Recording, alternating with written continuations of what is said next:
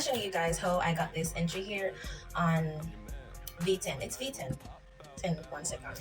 All right, so what I saw first is on the higher time frame, the market came up to this zone here. This zone is around 8-hour supply candle. So the market was in an uptrend going up here, going up until it came into the zone. It touched into the zone and immediately it displays to the downside. When I'm in the market, in any market on any chart, I always look for, or I try to look for reversal patterns, because the market tends to give you a lot of reversal patterns. It could be the inverse head and shoulder, a double bottom, a double top. It just depends. So that is what I was looking for, somewhere in this zone, some type of reversal pattern or something.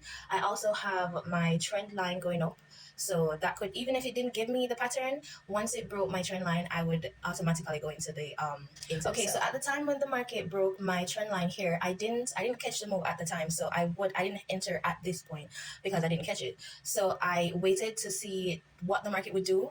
Because it's reversing, the market would naturally start a downtrend. So I told myself I would wait on another pullback, probably on the hour or the 4-hour time frame, and then I would enter once it broke the low of the pullback.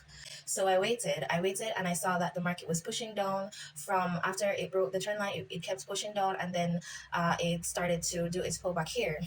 As I said before, I'm always looking for patterns. So I outlined the previous high, this previous higher high here, because almost all of the charts them were trade normally, or at this moment, is giving me a head and shoulders pattern. Almost all of them, especially in a forex as well. I can count on the market if you give me a head and shoulders pattern. So I outlined the high that the market can come back to or can pull back to, and it's around this green candle here.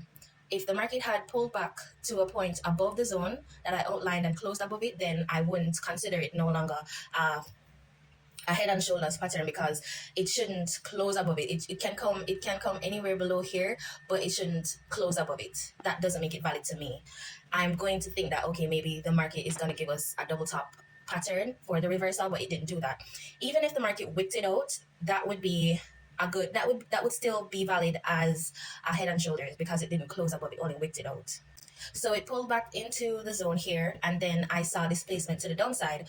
When I saw displacement out of the zone here, automatically I said, okay, this is a head and shoulders pattern, and I waited on this candle here to close for my entry. The first confirmation was the break of this upward trend line here, and then the second one was a displacement out of this previous higher high zone that I outlined here. So because I have two trend lines here, I was a bit skeptical about holding trade longer, because it can come here as it did. It came here and pushed up. So I had one of my targets here, like my first TP or whatever for the first set of entries that I have.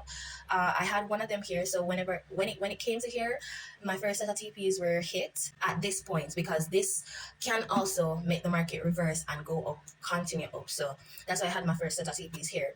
However, after it gave us the one candle pullback, it continued to the downside. It just continued, and I held the trade.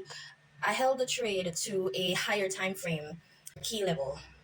This is the key level that I held the trade to this point here, to this previous support, because as you can see, it's currently going down. It's in a downtrend.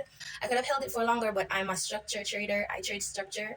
So the whole trade, or the internal structure, was between this high here and this low, and I caught the depth of the pullback to this point. I think this is on the 78, at the 78 fib mark to this point here, and then I caught the actual push to the downside, and I exited completely at this point, because I'm structure based. So yeah.